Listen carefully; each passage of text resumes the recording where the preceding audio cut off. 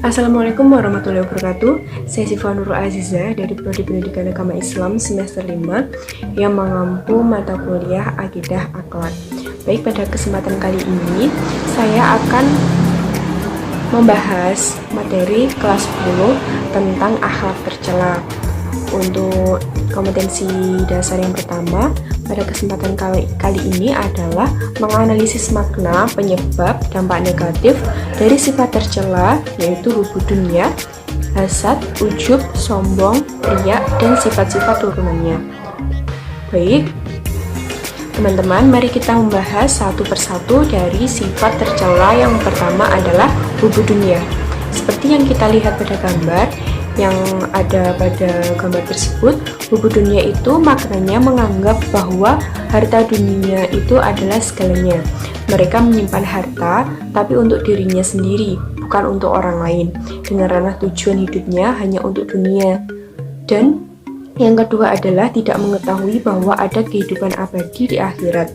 Yang ketiga, tidak mengetahui bahwa Allah akan membalas amal perbuatan manusia.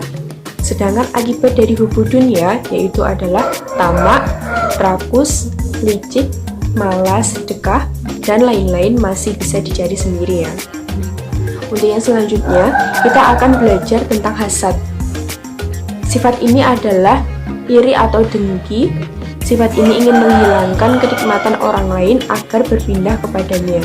Tetapi dia tidak suka melihat orang lain mendapatkan nikmat Allah. Apa penyebab dari sifat hasad ini? Antara lain kebencian dan permusuhan dalam hati, takabur, kemudian kufur nikmat, egois, takut tersaingi, tidak takut balasan dosa di akhirat. Sedangkan akibat dari sifat hasad ini adalah akan jauh dari nikmat Allah, dibenci orang lain, masuk neraka. Itu dua sifat tadi. Sekarang kita masuk ke sifat ujub. Nah, kalau ujub ini maknanya kagum, heran, takjub pada diri sendiri. Jadi hanya untuk dirinya sendiri, bukan untuk orang lain. Pada sifat ujub ini misalnya dia takjub atau kagum dengan kecantikan dirinya sendiri dan kekayaannya, keberhasilannya, kesuksesannya, kepandaiannya, dan sebagainya, masih banyak lagi. Apa penyebabnya? Yang pertama, karena kurangnya pengetahuan agama. Yang kedua, ingin diperhatikan orang lain. Dan yang ketiga adalah ingin pengakuan dari orang-orang lain bahwa dirinya itu merasa lebih baik dari orang lain. Nah, ini juga berakibat negatif. Maka orang yang bersifat ujub itu tidak disukai orang lain, menimbulkan fitnah, dan masih banyak lagi. Dan yang selanjutnya adalah sifat sombong. Artinya, sombong itu melihat dirinya sendiri lebih besar dari yang lain. Kalau dalam hadis Bukhari itu disebutkan menolak kebenaran dan merendahkan manusia. Nah, orang yang sombong menganggap dirinya lebih sempurna dari siapapun. Ia memandang orang lain lebih hina dari dirinya. Apa penyebab dari sifat sombong itu?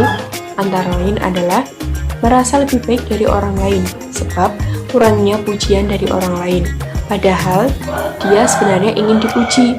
Kemudian akibat dari sifat sombong adalah menimbulkan fitnah, menimbulkan kebencian Allah dan orang lain, akan dihancurkan oleh Allah seperti kisahnya Qarun yang sombong. Yang selanjutnya kita akan belajar tentang riya. Pasti sudah tahu artinya riya. Riya itu melakukan amal kebaikan tapi dengan maksud ingin dipuji orang lain. Maknanya, orang itu adalah orang yang memiliki sifat riya ini merasa puas apabila dipuji oleh orang lain. Dia sangat sedih dan malas beramal baik ketika tidak dipuji orang lain. Penyebabnya apa? Yang pertama, tidak percaya bahwa Allah melihat amal hambanya. Yang kedua, tidak mengetahui bahwa hanya Allah lah yang berhak dipuji. Sedangkan akibat negatifnya adalah termasuk perbuatan syirik asghar. Kemudian yang kedua, orang yang riya itu akan terhapus amal ibadahnya.